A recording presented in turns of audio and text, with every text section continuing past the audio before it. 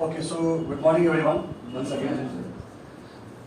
इसके पहले कि मैं कुछ आप उससे बताऊं, मुझे जरा आपसे ये सुनना है कि जितने लोगों ने भाग लिया इस न्यू में, इससे आपको क्या फायदा हो। कुछ लोग बोल सकते हैं, what benefit you got by participating in new. क्या क्या? टेक्निकल स्किल इंप्रूव हुआ, that's one. Okay, anyone else? Creativity improve हुआ। क्रिएटिविटी हुआ, okay, very nice. Two, anyone else? और क्या हुआ? ये भी पॉइंट्स आपके आएंगे, जो आप बोलेंगे ना, ये भी पॉइंट्स ऐड होगा आपका। डेवलपमेंट ऑफ पर्सनालिटी कैसे? Okay, so how to present your project, how to communicate, ये भी आपका डेवलप हुआ। ओके, और बताइए, और कोई?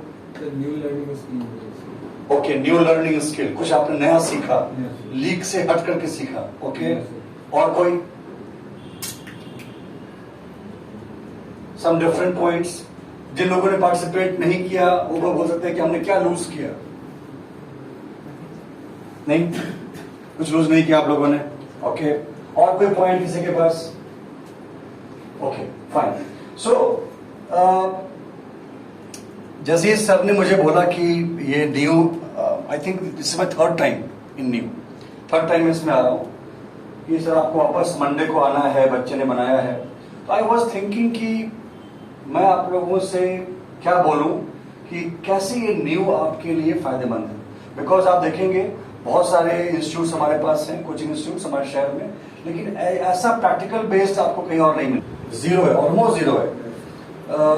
जो मुझे याद है कि ऐसे, हालांकि इसको हम लोग ऑफ द रिकॉर्ड करेंगे कि किसी ने कहा क्रिएटिविटी, किसी ने कहा development of personality, new learning, right.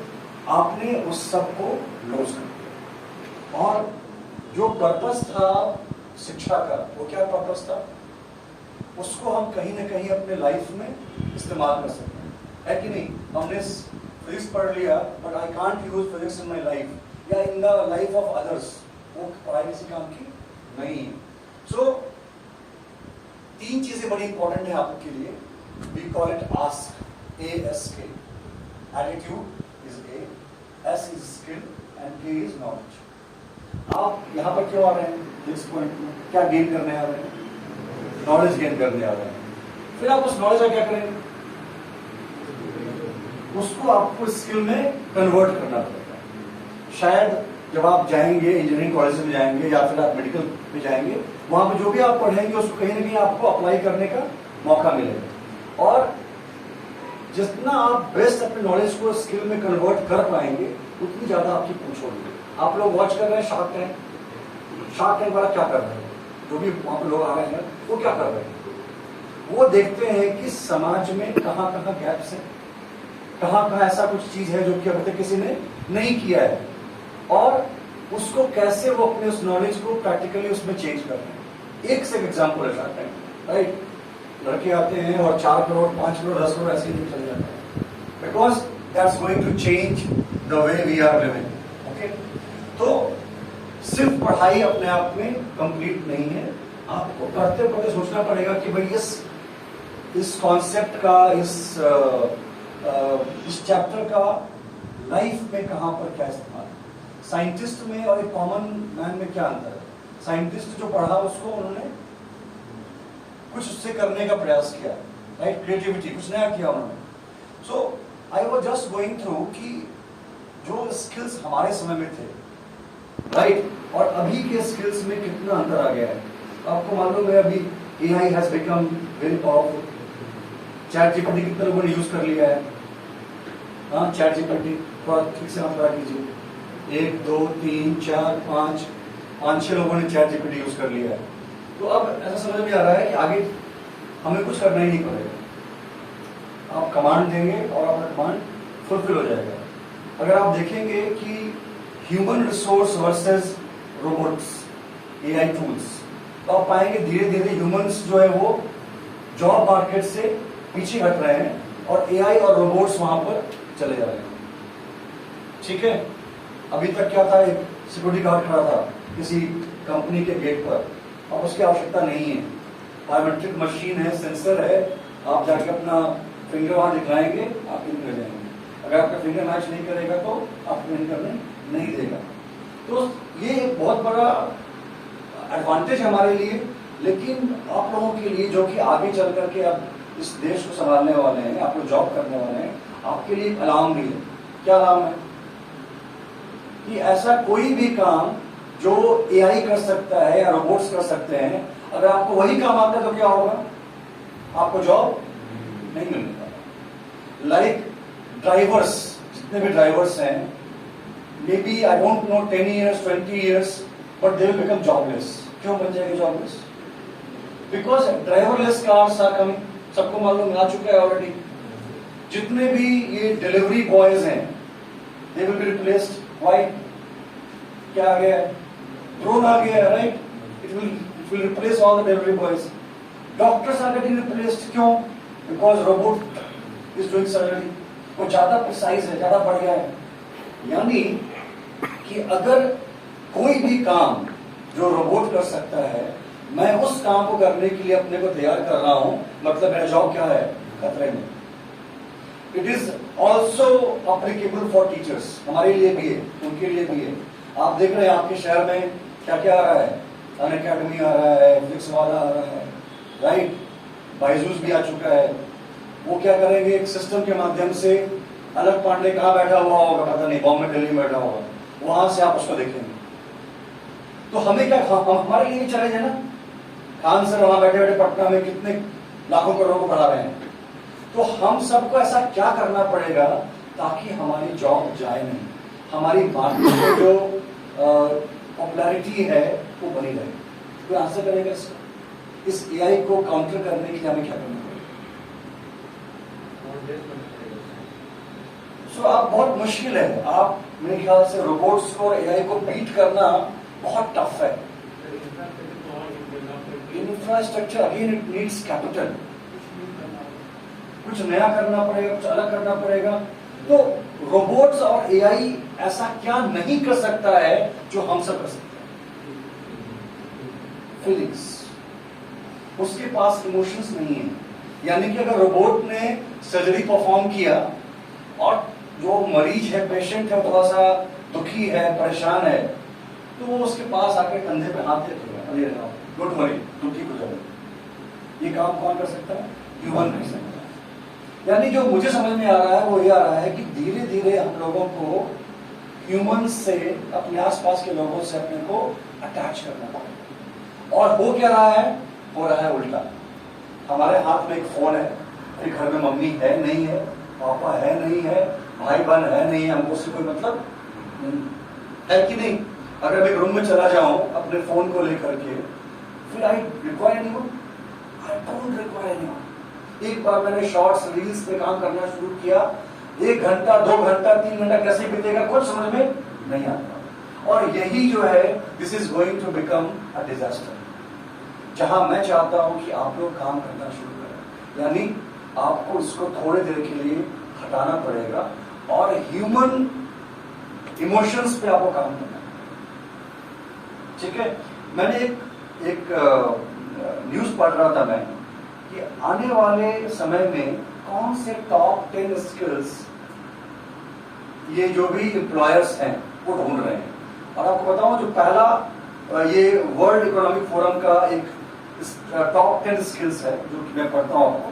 जो पहला है वो बोलता है एनालिटिकल थिंकिंग एंड इनोवेशन। यानी कि वो लोग मार्केट में रहेंगे जिनकी थिंकिंग नॉर्मल से हट करके है। They always innovate. मैं और नया क्या करूं, मैं और नया क्या करूं।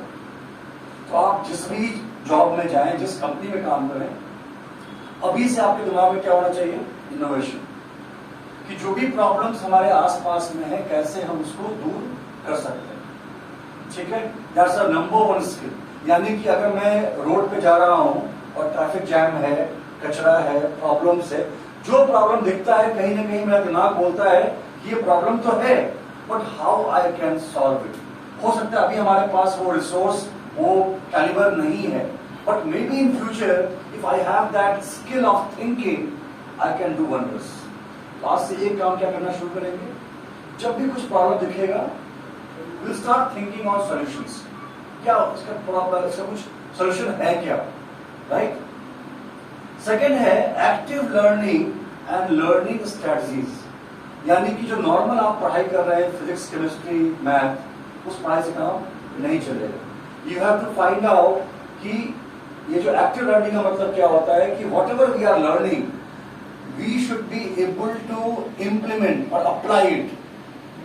आपको अप्लाई बेस्ड काम करना पड़ेगा। जैसे जितने भी लोगों ने यहाँ बनाया है, now they have to think कि अगर ये मैंने बनाया तो ये कैसे मार्केट में आ सकता है, राइट। जो भी आपने मॉडल्स बनाया है उस मॉडल्स को कैसे हम रेप्लिकेट करके मार्केट में ला सकते हैं, उससे एक आम लोगों की जिंदगी कैसे हम चेंज कर सकते हैं। सो एक्टिव लर्निंग का सिंपल सा मतलब हो गया, सिर्फ रट लिया, क्वेश्चन आंसर कर लिया, उससे कोई फायदा नहीं। उस लर्निंग से क्या फायदा है, मतलब कैसे उससे हम लोगों की लाइफ को सिंपल कर सकते हैं, दैट्स मोस्ट इम्पोर्टेंट। जैसे एग्जांपल के लिए मैं आपको बोलूं कि हम सब ने, चूंकि मैं थोड़ा सा इंग्लिश का टीचर हूं, हम सब ने ग्रामर पढ़ा हुआ है।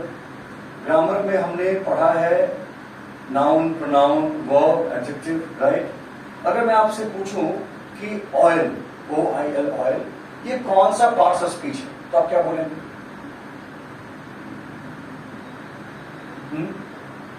नाउन है, सब लोग नाउन बोलने वाले हैं। ओके, सेंटेंस है आई लाइक ऑयल पेंटिंग्स।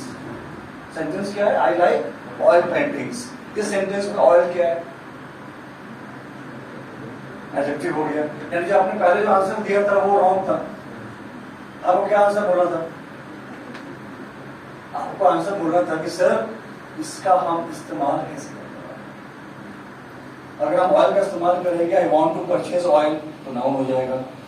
आई लाइक ऑयल पेंटिंग्स, एडजेक्टिव हो जाएगा। I am going to oil my cycle, verb हो जाएगा। तो आप देख रहे हैं ग्रामर में भी जो इसका यूज है वो इंपॉर्टेंट है, करेक्ट। तो आप जो कुछ भी पढ़ें, जो भी चैप्टर पढ़ें, आप हमेशा अपने टीचर से पूछें कि सर ये जो आपने चैप्टर पढ़ाया इसका एक जिंदगी में क्या उपयोग, इससे क्या समझ में आएगा आपको कि भाई आगे चल करके when I will go deep, how can I use this concept in normal life. बिना उसके फायदा नहीं है। कॉम्प्लेक्स प्रॉब्लम सॉल्विंग, जो अगला पॉइंट है, अगला स्किल है कॉम्प्लेक्स प्रॉब्लम सॉल्विंग। अब ये क्या बोलता है? कॉम्प्लेक्स प्रॉब्लम सॉल्विंग का मतलब क्या हो गया? जो समस्या एक आम आदमी के लिए समस्या है, बहुत ही कॉम्प्लेक्स है, but you know how to solve it. Example देता हूं। एक व्यक्ति है जो कि स्पाइसी फूड नहीं खाता है, ठीक है। He has been to a restaurant, उसने ऑर्डर किया और गलती से उसको एक बहुत ही स्पाइसी फूड सर्व हो गया।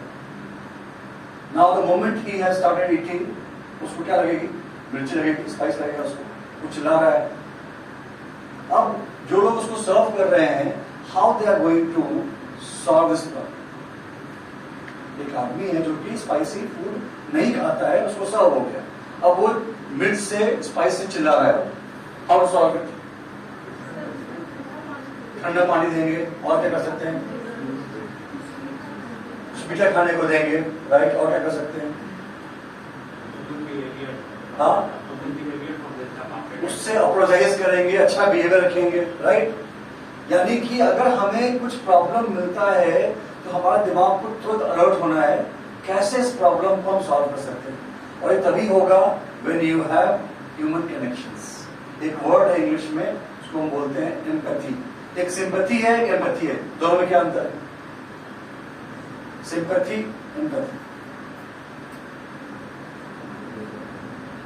अच्छा, जिस किसी घर में छोटे भाई बहन हैं, अगर आपका भाई या बहन को कुछ प्रॉब्लम है, कोई हेल्थ इश्यू हो गया, हेडेक हो रहा है, सर्दी खांसी बुखार है, तो आपको क्या करेंगे? आप उसको कुछ हेल्प करेंगे, सपोर्ट करेंगे, दैट विल बी सिंपैथी। और माँ क्या करेगी? माँ परेशान रहेगी, क्योंकि वो माँ है, आप भाई बहन हो, वो माँ है, वो जब तक वो ठीक नहीं हो जाएगा, she will be completely focused on that. वो एम्पैथी है। एम्पैथी का मतलब क्या होता है? जो सामने वाले का प्रॉब्लम है, उस प्रॉब्लम में अपने आप को रख करके तब सोचना। सो कॉम्प्लेक्स प्रॉब्लम सॉल्विंग तभी होगा when you have this empathy in yourself. अगर मेरे घर के बगल में कोई व्यक्ति है जो खाना नहीं खा पा रहा है, उसके पास पैसे नहीं है, या वो प्रॉब्लम में है, वहां बिजली नहीं है, राइट, और मैं सोचता हूं कैसे हम उसको हेल्प कर सकते हैं। अगर जब तक ये भावना हमारे अंदर में नहीं है, बहुत मुश्किल है हम आगे आने वाले समय में अपने को एक अच्छे जगह पर पहुंचा सकें। आज की डेट में एपीजे अब्दुल कलाम या वो इन्फोसिस से कौन है भाई फाउंडर, नारायण मूर्ति, राइट, चाहे वो एलॉन मस्क, जो भी जितने बड़े बड़े शॉट्स आप देख रहे हैं, वो इतने ज्यादा पॉपुलर क्यों है? Because they are working on how to solve the problem of common man. Bill Gates क्या है उनका फाउंडेशन है, हमको मालूम भी नहीं है that foundation is working on how to prevent climate change. कहां कहां गांव में जाकर के they are focusing on literacy, कैसे बच्चों को पढ़ाएं, क्या करें। सो कॉम्प्लेक्स प्रॉब्लम सॉल्विंग का मतलब ये है कि आपको हमेशा अपने आप को अलर्ट रखना पड़ेगा और लोगों की इमोशन से अपने को अटैच करना पड़ेगा। क्रिएटिविटी एक अगला स्किल है, लीडरशिप एंड सोशल इन्फ्लुएंस। अभी आप में से कुछ लोग जब बोल रहे थे तो आपके हाथ कांप रहे थे, ऐसा कुछ नहीं देखा? किसी ने फील किया कि बोलते वक्त बहुत घबराहट हो रही हो? हाँ, आवाज ठीक से मुंह से नहीं निकल रही है, सर बोल रहे हैं थोड़ा तेज बोलो। या फिर कुछ लोग ऐसे थे जो कि कुछ पढ़ के बोल रहे थे अपना प्रोजेक्ट, राइट, सब कुछ यहाँ पर है। यानी कि अगर आपके अंदर में कैसे अपने को प्रेजेंट करना है, कैसे लीड करना है, कैसे इन्फ्लुएंस करना है, अगर वो स्किल नहीं है तो भी कोई फायदा नहीं। So there are two types of workers, एक है वर्कर और एक है लीडर। सो आपको धीरे धीरे अपने आप को एज अ लीडर डेवलप करना पड़ेगा। और वो कैसे होगा? वो तभी होगा जब आपका कनेक्शन लोगों के साथ में अच्छा होगा। आगे देख रहे हैं यूज ऑफ टेक्नोलॉजी। सो हमने अगर चैट जीपीटी देख लिया या एआई हम अगर जानते हैं कैसे करना है, तो हाउ टू यूज दैट, कैसे उसको यूज करना है वो भी आपको आना चाहिए। बिकॉज चैट जीपीटी बेस्ड किसके ऊपर बेस्ड है? जो नेट पे सारे इंफॉर्मेशन हैं उसी पर बेस्ड। तो कैसे आपको वहां से सही इंफॉर्मेशन निकालना है। अदरवाइज अभी क्या हो रहा है व्हाट्सएप पे, you are getting all sort of information, बहुत सारे सही है, बहुत सारे फेक, और बहुत बार क्या हो रहा है, we are getting influenced by fake information. So technology का कैसे सही इस्तेमाल करना है वो हमको आना चाहिए। Resilience, stress tolerance and flexibility. What is the meaning of resilience? मतलब जब भी आप प्रॉब्लम में है, जब भी आपको दबाया गया है, यू विल बाउंस बैक। ठीक, आप फ्लेक्सिबल हैं। किसी को अभी कितनी गर्मी है यहाँ, है ना, but we all are here. क्यों हम यहाँ पर हैं, क्यों सुन रहे हैं? बिकॉज भाई गर्मी तो आएगी, फिर ठंड भी आएगी, बारिश भी आएगी, बट वी आर रेजिलियंट। हमको मालूम है कि अगर मुझे कुछ सीखना है तो हमें कुछ ना कुछ सैक्रिफाइस करना पड़ेगा, राइट। और लास्ट बोलता है रीजनिंग, प्रॉब्लम सॉल्विंग, आइडिएशन। यानी कि I am an idea man. मैं हमेशा, मेरे दिमाग में चलता रहता है कि जो मैंने पढ़ा, उस मेरी पढ़ाई से, मेरे नॉलेज से कैसे एक आम आदमी का फायदा हो सकता है, राइट। तो ये सारे स्किल्स आपको अपनी पढ़ाई के साथ साथ डेवलप करने पड़ेंगे। तो क्या क्या हमको कुछ की पॉइंट्स दिख रहे हैं जो हमें करना पड़ेगा? नंबर 1, मतलब ऐसे स्किल्स जो हमको आज से पे काम करना पड़ेगा। इनोवेशन पे काम करना पड़ेगा, यानी कि हम जो कुछ भी प्रॉब्लम्स को देख रहे हैं, how I can solve that. और क्या लग रहा है? Number 2, active learning. मेरे लर्निंग का क्या इस्तेमाल हो सकता है? I am just learning to solve the question answer. कौन सा बड़ा फेमस है आपका बुक, रस्टिक हॉलिडे? वो किसका है, केमिस्ट्री का है, फिजिक्स का है? फिजिक्स का है, रस्टिक हॉलिडे सही बोलते हैं। अच्छा, उसका वो है एरोडोव भी है, बर्फ कोई लीव ही है, पता नहीं किसका है। एक ऐसा लोनी है मैथ्स में। रस्टिक हॉलिडे सॉल्व करने से सिर्फ काम नहीं चलने वाला। जो फार्मूलाज हम उसमें लगा रहे हैं, जो कॉन्सेप्ट हम लगा रहे हैं, उससे हम कैसे जो लाइफ के प्रॉब्लम्स उसको हम सॉल्व कर सकते हैं। सो इनोवेशन हो गया, एक्टिव लर्निंग हो गया, और क्या हो गया? सबसे मेन चीज किसी ने बोला ही नहीं होता, ह्यूमन कनेक्शन, बहुत इंपॉर्टेंट, उस पर काम करना पड़ेगा। और स्किल डेवलपमेंट तो हम बात ही कर रहे हैं, स्किल डेवलपमेंट की। और क्या काम करना पड़ेगा हमें? हाँ, पेशेंस रखना पड़ेगा। We have to we have to start being flexible, right? हमें ये मिलेगा तो ये काम होगा, ऐसा नहीं। अगर मुझे लर्न करना है, मुझे आगे बढ़ना है, तो आई हैव टू फ्लेक्सिबल, ठीक है? हमेशा हर चीज मेरे मन के हिसाब से नहीं होगी, so we have to be flexible in that. और क्या करना पड़ेगा हमें? हाँ, कम्युनिकेशन स्किल इंप्रूव करना पड़ेगा। We have to behave like leader, वो हमें अपने अंदर लाना पड़ेगा। सो सिर्फ पढ़ाई से काम नहीं चलने वाला है, you have to be ready for the new future. ये फ्यूचर बिल्कुल नया है, हमारे समय से बिल्कुल अलग है, राइट? लोग बोल रहे हैं कि जो बच्चे अभी नर्सरी एलकेजी में हैं, जब तक वो 11-12 पहुंचेंगे तब तक पता नहीं दुनिया पूरी बदल चुकी है, ठीक है? अभी तक हम प्लांट्स उगा रहे थे मिट्टी में, और प्लांट्स कहाँ उग रहे हैं? वाटर में। Complete new science is there, hydroponics, जो पानी में प्लांट्स उगा रहे हैं। तो हम अपने आप को बिल्कुल ओपन रखें। जो हमारे हाथ में एक राक्षस दिया गया है, क्या राक्षस का नाम क्या है? मोबाइल फोन, उसका हम सही इस्तेमाल करें, ये बहुत बड़ा इंपॉर्टेंट है। Because see my daughter is in college, तो मैं देखता हूँ कि वहाँ भी बहुत सारे ऐसे बच्चे हैं जो अभी भी समझ नहीं पा रहे हैं कि आगे का लाइफ कितना टफ है। They are mainly into Snapchat, reels बना रहे हैं, they are going on hostel status, वहाँ रील बना और सबके सब बकवास रील्स है, उसका कोई यूज नहीं, दे आर वेस्टिंग टाइम। सो आप ना तो गार्बेज देखें ना गार्बेज प्रोड्यूस करें। हमारा इंडिया का जो टॉप यूट्यूबर है वो कौन है? कैरी मिनाती, सबको मालूम है कैरी मिनाती। कैरी मिनाती की वीडियोस को देखने से हम बच्चों को क्या फायदा है?